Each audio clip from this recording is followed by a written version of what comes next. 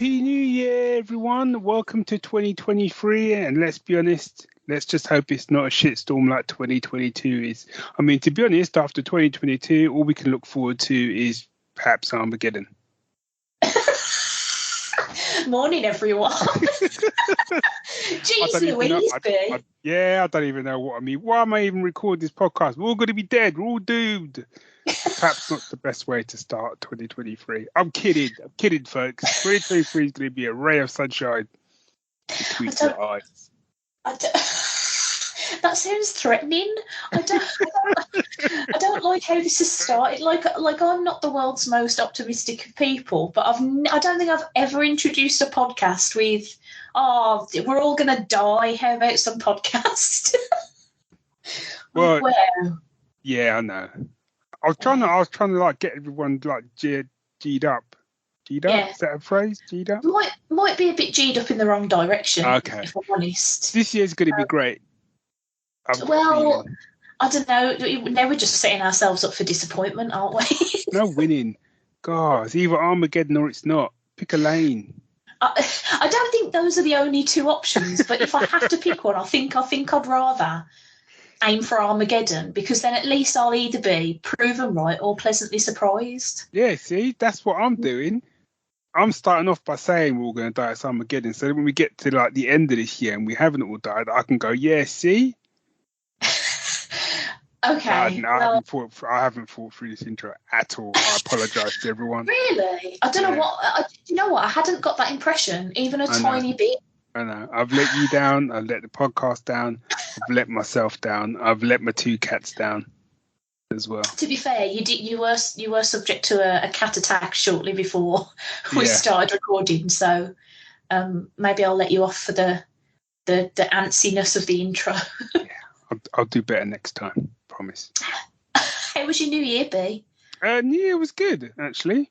It was good. I could tell it was good because I didn't get up until at 11 o'clock on New Year's Day after New Year's Eve. We normally we do stuff on New Year's Eve, but the past couple of years, because like either there was lockdowns or that one or more of our friends or us had COVID, so we haven't really done anything. So this year we were like, let's plan to do nothing, because then we won't be let down by the fact that something will happen that means we have to do nothing. So me and Rich just binged Taskmaster until midnight, and then did a little cheers and had a little kiss, and then we watched some more Taskmaster while everybody else set off a load of fireworks. And then we went to bed, and I also didn't get up until almost 11 the following day, because I love bed. If I could live in bed, I would live in bed, I tell you. But I would be covered in pressure ulcers from the amount of time that I would spend in bed. But it was all right, innit? Yeah, it was all right. Yeah, it was good. It was good fun. And Christmas was good. I had a bit of a close call with the turkey because I put it in 2 hours early. I don't know what I was thinking. Wow, turkey's notoriously dry to begin with as well. I know. No.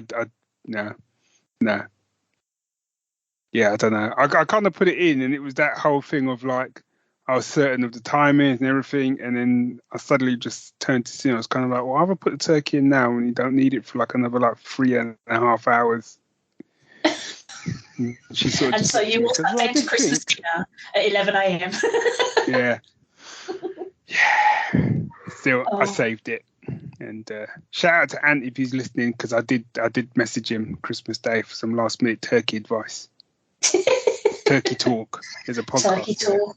I don't know if there is. Not everything has to be a podcast, Barry. Okay. Says the girl with 3 of them. Yeah. Oh dear. Hey, should we do a little toot of a horn and get cracking on the first episode of 2023? Let's do it. And perhaps the last episode of 20. Sorry. Shh. Are you privy to some knowledge that I'm not aware of? Am I going to die? Is that what's happening? Because I will fucking haunt your ass. I'm not going to lie. If I die between now and the next time that we're supposed to record, right, I'm haunting you because it's going to be your fault. Okay. Well, I work on the basis that we'd all die. So. Okay. Just saying. All right. Here's some fucking trumpets then, I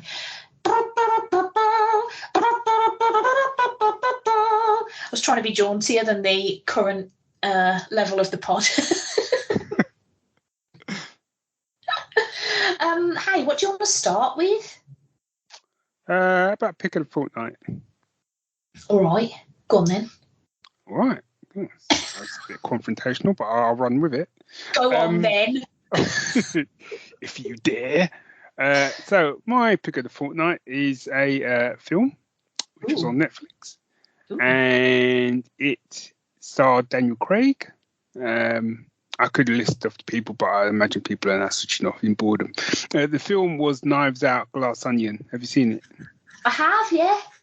I have indeed. It was almost my pick of the fortnight, so well done. Oh, look at us vibing. Yeah, so I was a big fan of Knives Out, the first one. I really, because I do love a murder mystery film. Mm-hmm. And I thought Knives Out was just great fun.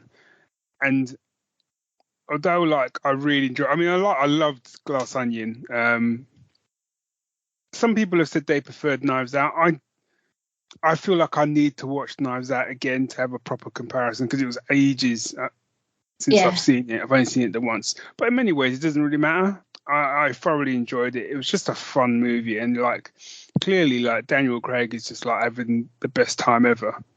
Oh, he's just chomping on that scenery, just all the time, everywhere, and I love it. Yeah. I will say we watched it, and then the day after we watched Knives Out, because Netflix was like, hey, if you liked Glass Onion, you might like Knives Out. And I was like, what a backwards turn of events, but we did it backwards anyway. I will say I do think I still prefer Knives Out, but it might be because the characters, there's a couple of like more likable characters in it. Whereas Glass Onion is just like a bunch of unlikable people, and maybe one of them's done a murder. Yeah, and I think that was probably with I'm choosing my words carefully, with perhaps one exception, who was a very likable character. I thought, they were just despicable people. So that was probably my one criticism, is that I found it difficult to kind of gee up any sympathy. Yeah. Well, I think it was trying to say a lot about, like, sort of the wealthy, wasn't it? The film. So I think it sort of had to be that way, because it didn't want you to feel sorry for stupidly rich people with barely any problems. So I think it was good that all the characters were unlikable, but it does make it just like a slightly less getting invested in it kind of experience for me. I do think as well, having watched Knives Out straight afterwards, is that what it's called, Knives Out? That sounded so wrong in my own head. I think it's because Phil keeps calling Glass Onion Onions Out, and it really makes me laugh. And then I keep getting all the titles of the films wrong. Onions out, onions out. Look out, onions out. What was I saying? Oh, yeah. So it's actually as well like a really different film. Like, the only sort of linking thread is Daniel Craig just chewing on everybody's scenery. Yeah. It's filmed very differently. It's presented to you very differently. It's a very different story, much more sort of like insular, I suppose. So to me, actually, once I sort of divorced Glass Onion from Knives Out in my head, I was able to enjoy it more, because the whole time for like a good sort of half hour, I was like, this doesn't feel very Knives Out-y. Right, and I sort of had to kick it out of my head that it was like, well, it's not going to be Knives Out, because why would you want to watch a second Knives Out? You could just watch Knives Out. Stop saying Knives Out. Look, it's good, I liked it. Finish saying Knives Out. Knives Out, yeah. Yeah, no, I did. Yeah, I really enjoyed it, and then, like you said, I liked it because it did feel quite different, and they could just run and run with them. Yeah, quite like. Although it did make me laugh that now I don't know if he pronounces it Ryan or if it is actually Ryan, but the director has said that he was really annoyed that they had to add the subtitle like a Knives Out mystery, but apparently like Netflix were worried that people would just see Glass Onion and be like, what the fuck is that? Which makes sense, because Glass Onion is fucking nothing.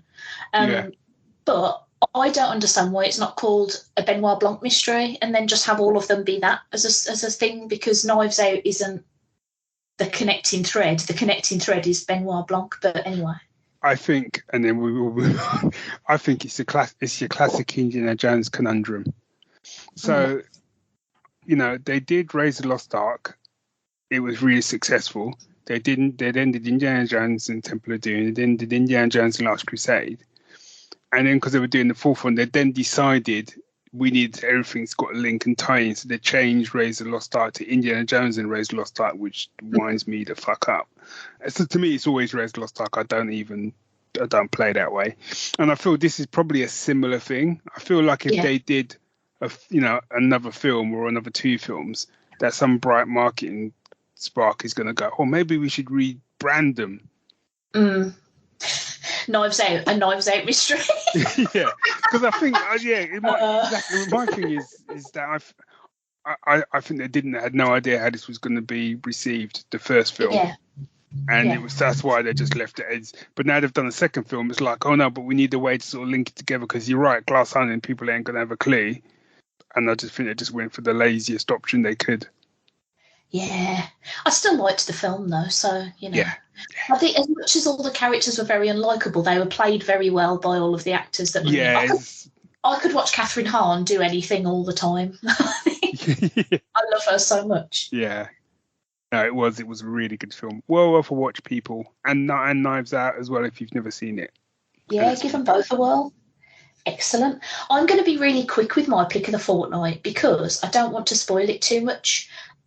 Mine is also a film, and it's called I'm Totally Fine. It's directed by Brandon Dermer, who I've never heard of before, and it stars Gillian Bell, who I love, and Natalie Morales. And it's about Gillian Bell plays a character whose best friend has just passed away. So she decides to go on a vacation. Well, they'd sort of booked a vacation for the pair of them to go on, and then one of them had died, which is pretty sad. So she decides to go anyway as a sort of way of like sort of clearing her head and sort of helping deal with the grief kind of thing. And then something very science fiction happens, and it just throws her into an entire like what on earth situation. And that's all I'm going to say about the plot of the film. Ooh. Yeah, it's very, very funny. Gillian Bell is wonderful. It's also like kind of heart-wrenching, the whole thing. It's also completely weird, and just like one of those films where I didn't really know anything about it to begin with, except that Gillian Bell was in it and I like her, so I was like, I'll give it a whirl. I wasn't expecting to come out of it feeling as many things as I felt. I felt a lot of feelings after it. Feelings good, Stace. Feelings are good. I enjoy a good like feelings. I love a good cry and a good rant and stuff. You all know I love a good rant. I don't think I've ever cried on a podcast, but probably came close on one of the live parlours when all the microphones are exploding. That's a different story for another day. Yeah, it's just a really good film. It's very funny. It's very sweet. Like I say, there's bits of it where you're just like, oh no, I wasn't expected to feel. It's just wonderful. I liked it a lot. Cool. Okay. There you go. Yeah. There we go. Maybe if you want spoilers, I'll tell you later the sci-fi thing that happens, because that might give you an indication of whether you want to watch it or not. But I don't want to ruin that for everyone. Is there a trailer for it? There should be, yeah. And it probably gives it right away in the trailer, to be fair. It's probably one of the biggest things in the trailer. It'll be like, here's this thing that happens. And you'll be like, oh, why was Stacey trying to keep it a secret? But I hadn't watched the trailer, you see, before I watched it. So I was very sort of like, oh, no, what's this now? Oh, okay. Yeah. But, yeah, it's really good. There you go. Cool. Have some more trumpets. Jazz. Musical musings? You can go first, because I went first last time. Oh, thanks, bruv. Well, again, this is going to be another shorty, I think. The last time you and I recorded a Stace and Barry, we ended up talking for like an hour afterwards, mostly about Doctor Who and all those bits where the doctor's like, excuse me, I'm going to fuck you up, and everybody shits themselves. You know, some of our favourite, like, oh, the doctor means business moments. Yeah. And because of that, I've been listening to the Doctor Who soundtracks quite a bit over the past couple of weeks. And I cannot believe, I actually went through all of our notes to make sure I hadn't had this before. Cannot believe I've never picked it before. So I went with All the Strange Creatures by Murray Gold from season 3 of Doctor Who. Just one of the best pieces of TV music, I think. This is a kind of Matt Smith's Doctor theme, isn't it? Yeah, so, you say that. So it says it was from Series 3, which is the Martha series with David Tennant. Oh. But I distinctly remember this piece of music being set to a trailer that definitely had Matt Smith all over it, and that's where I remember it from. So I don't know whether it was just one of those pieces of music that everybody was like, shit, this one's good though, let's keep it going. Yeah. Just like every series, they were like, bring out all the strange creatures again, it's too good. But yeah, I definitely associate it with Matt Smith. So I feel like it's probably got reused already. It's been a long time since I've watched any of the older series, she says. So I know they are quite old now, actually, I think about it, fucking hell. But yeah, it's been a while since I've watched them, so I don't actually remember the context of when the music might have been used in the show. But it's just a piece of music that I go back to a lot. It's on my my little playlist of favourite score bits. It's got a catchier name than that, the playlist, but I can't remember what it is. It's not best score bits. Catchy scores. Yeah. It's just a really cracking piece of like very exciting. It's like a really good piece of Doctor Who music because it's like there's peril and there's drama, but there's also like a little bit of wonder in the back of there, a little bit of playfulness. Like it's really good, isn't it? Yeah. Nice pick. So my pick, I have to give a she doesn't listen to this, but I'm giving a shout out to my wife Sue because this is unofficially her pick. She doesn't even realise it. So we were listening to Spotify, and she said she's stuck on the album for The Frozen Planet. Okay. It's one of them BBC nature shows, and I'll, full disclaimer, I haven't watched it. But she stuck it on, and as this piece of music started to play, she said this is possibly one of her favourite ever pieces of music. On the second listen to it, I was like, this sounds really familiar, as in the composer sounds really familiar. And it was Hans Zimmer. Okay. Wow. And I believe the track is called The Frozen Planet. It is stunning. Like, that's the only word I can use. It's just that you'd love it. I mean, the album itself is brilliant as well, because it's Hans Zimmer, isn't it? Well, yeah. And that's what I quite like as well, because some of these composers, you know them from certain films and whatever, but you don't realise that whilst they're doing the films, they're also doing TV shows as well. Like our Lorne Balfe is always popping up on TV shows and stuff. Yeah. As is Bear McCreary. So yeah. So that was my pick for Frozen Planet. It's a fantastic piece of music. It's beautiful. Just keep building and building and building, and yeah, get it in your ears. I'm gonna have to check that out because when I was younger, my granddad was all about watching like the nature channels and stuff. He just loved watching, like, I don't know, cheetahs chowing on a gazelle or whatever. I never saw the appeal of the shows themselves myself when I was a kid, but I always remember thinking that like some of those had like really epic music in it, because it was like, look at this battle between these beasts of nature. You're like, fucking hell, mate. So I'm gonna have to definitely give that a whirl.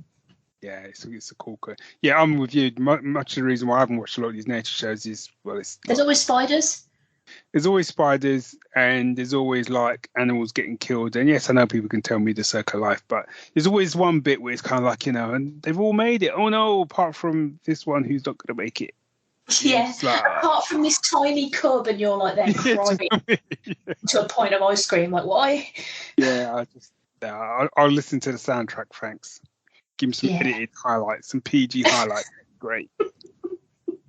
You can listen to one of the Pinky Plunky pieces of fun music where it's like, look at this meerkat doing a little pop-up. Yeah.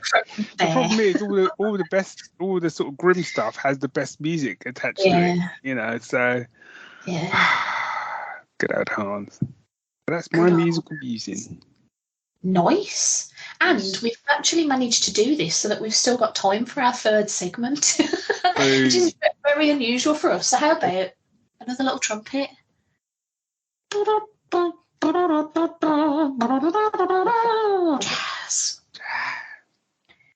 you go first. Got a comic for us, have you, for our little Saturday morning comics section? I have got a comic for you, lady.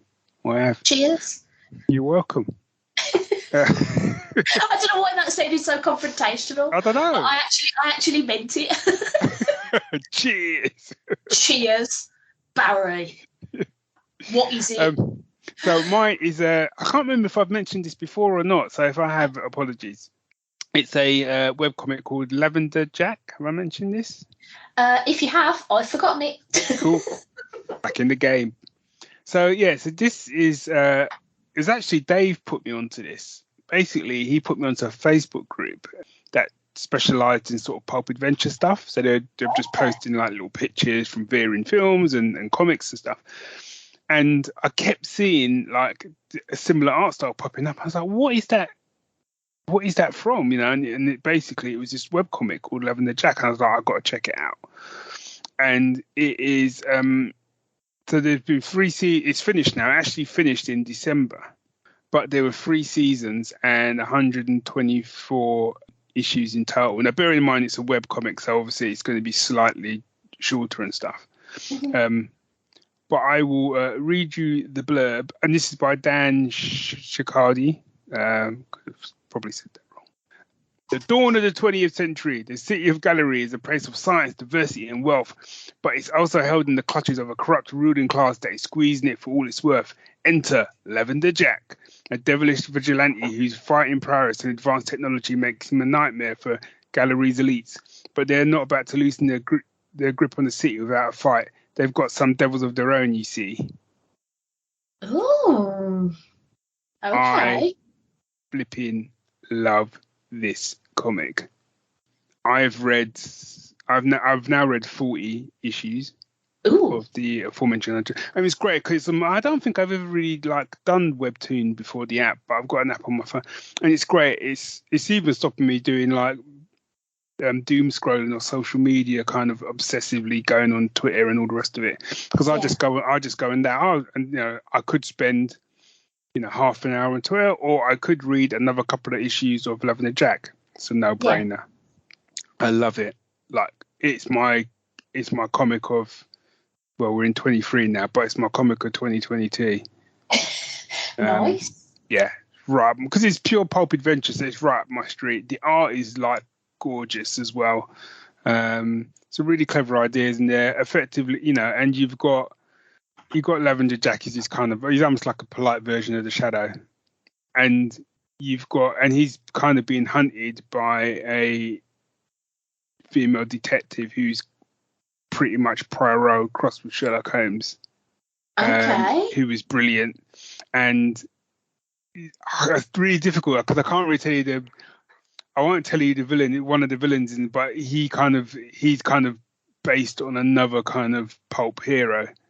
I love it. Love it. Excellent. Put it in your eyes. I might have to. I like when things have an end, because even though it's 124 issues or whatever it was you said, that feels doable.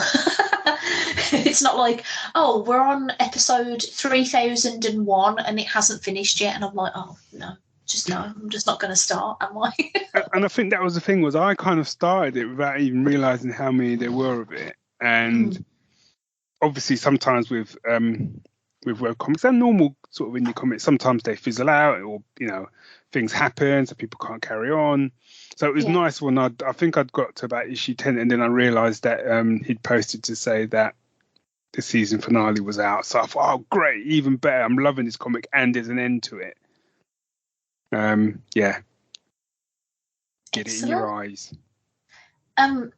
Guess who read a comic today? Who? It was me. Get me. You.